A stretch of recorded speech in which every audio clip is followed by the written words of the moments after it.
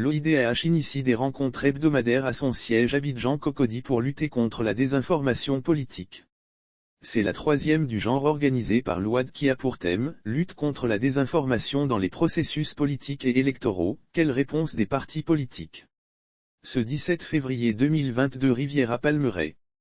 Ce troisième meet-up organisé par l'OIDH en vue de lutter efficacement contre la désinformation sur les réseaux sociaux, cette session a réuni un panel de leaders politiques et spécialistes de la presse venus débattre autour des questions liées aux effets pervers de la désinformation et les solutions recommandables afin de réguler la diffusion de l'information sur les réseaux sociaux.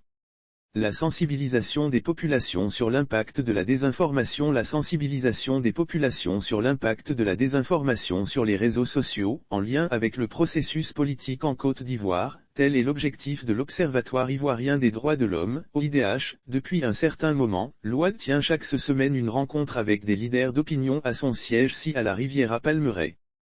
On peut faire la politique, on peut diffuser des informations tout en s'imprégnant de valeurs telles que la vérité, honnêteté et la citoyenneté. Notons que dans cette même perspective, l'OIDH ambitionne d'organiser une série de meet-up sur plusieurs thématiques en lien avec la désinformation. Le troisième dont le thème est « Lutte contre la désinformation dans les processus politiques et électoraux, quelle réponse des partis politiques ?» a vu l'intervention de jeunes leaders politiques et journalistes. Lire aussi Dialogue politique en Côte d'Ivoire, l'OID en guerre contre la désinformation en ligne, des actions prévues en leur qualité de pénalistes. Ce sont Blaise Lasme, leader politique du Parti des peuples africains, PPACI, Baudouin Yapo, député suppléant Azaïlier Rassemblement des Oufouettistes pour la démocratie et la paix, RHDP, et Marina Kouakou, journaliste qui ont entretenu l'Assemblée durant des heures. Blaise Lasme. Pour Blaise Lasme, il a indiqué qu'il faut mettre un accent sur un certain nombre de valeurs telles que l'éthique qui devrait permettre d'encadrer le discours politique et la diffusion de l'information. On peut me targuer de ne pas aimer le président Ouattara, mais jamais je ne pourrai raconter ou publier des mensonges sur lui. On peut faire la politique, on peut diffuser des informations tout en s'imprégnant de valeurs telles que la vérité, honnêteté et la citoyenneté. On peut me targuer de ne pas aimer le président Ouattara, mais jamais je ne pourrai raconter ou publier des mensonges sur lui. Nous devrons éviter de poser des actes qui portent les germes de la division, a-t-il soutenu le secrétaire.